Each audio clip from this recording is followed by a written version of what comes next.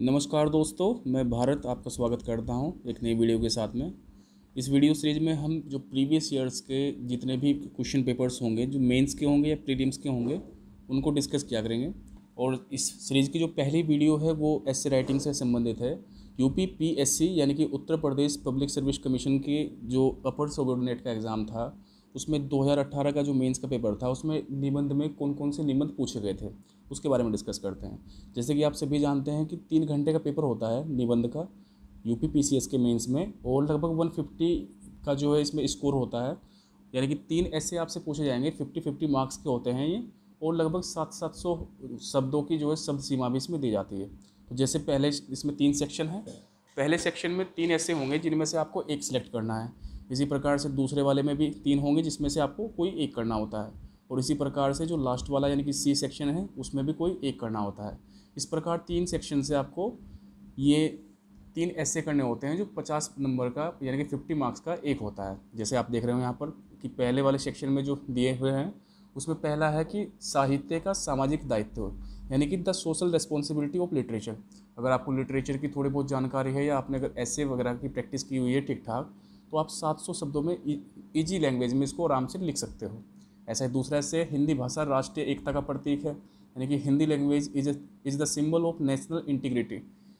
शिक्षा और नैतिक मूल्य यानी कि एजुकेशन एंड मोरल वैल्यूज़। तो पहले इन तीनों में से कोई एक करना है था आपको 2018 वाले पेपर में। इसी प्रकार सेक्शन बी में देखेंगे अंतरिक्ष की दुनिया में भारत की प्रगति। इसरो ने कौन कौन से काम किए हैं, कैसे कैसे उसकी प्रगति है, कहाँ से उसकी शुरुआत हुई है, और अभी तक उसने कौन कौन से अचीवमेंट्स ऐसे हासिल किए हैं, उनके बारे में आपको यहाँ पर डिस्कस करना था इसमें। महात्मा गांधी आज भी रिलेवेंट है कि नहीं है, तो आज भी प्रासंगिक है कि नहीं है।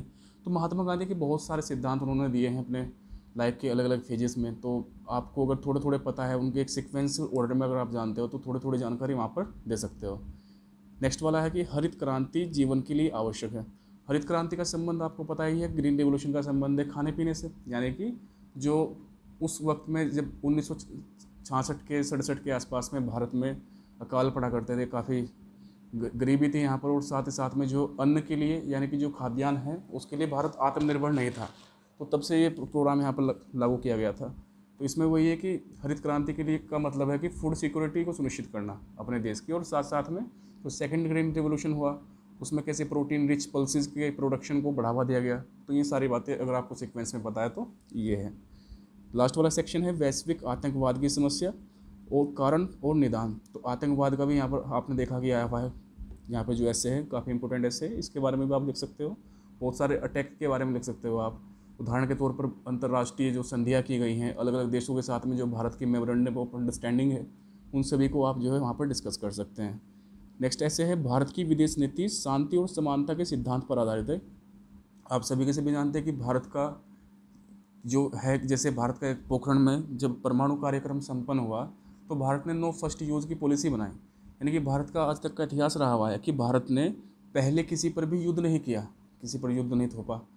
अंतर्राष्ट्रीय जो उसकी राजनीति है वो शांति और सुलह की बात करती है, और बहुत सारे देशों के साथ में विभिन्न प्रकार की संधियाँ जो हो रखी है उनके आधार पर हम कह सकते हैं कि भारत की जो नीति है, जो विदेश नीति है, वो शांति और समानता के सिद्धांत पर आधारित है। तो कुछ चीज़ें हैं, अगर आप करंट अफेयर्स की, इंटरनेशनल रिलेशंस की थोड़ी थोड़ी जानकारी रखते हो तो आप आराम से इस क्वेश्चन को कर सकते हो। थोड़ा सा इसमें पोस्ट इंडिपेंडेंट वाला जो पोर्शन आएगा, यानी कि आज़ादी के बाद के भारत के बारे में आपको जानकारी होनी चाहिए।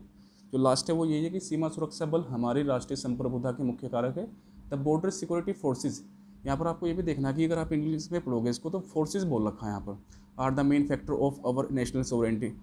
इसका मतलब ये है कि सिर्फ बीएसएफ की बात नहीं हो रही, यानी कि उसके जैसे जो और भी बल वहाँ पर काम कर रहे हैं। तो आपको पता है कि बहुत सारी पैरामिलिट्री फोर्सेज है, जैसे कि आप बॉर्डर के एरिया में अगर देखोगे, जैसे चीन पर है इंडो तिब्बत बॉर्डर पुलिस है, नेपाल बॉर्डर पर है आपके जैसे एसएसबी है, सीमा सशस्त्र सीमा बल, और ऐसे ही जो बॉर्डर सिक्योरिटी फोर्स आपको पता है पाकिस्तान और बांग्लादेश के बॉर्डर पर है। तो इस प्रकार से ये जो ऐसे हैं, अगर आप लोगों को थोड़ी थोड़ी सी भी जानकारी है तो आप इजीली इनको सभी को कर सकते हो और बहुत अच्छे इसमें स्कोर भी कर सकते हो। नमस्कार दोस्तों।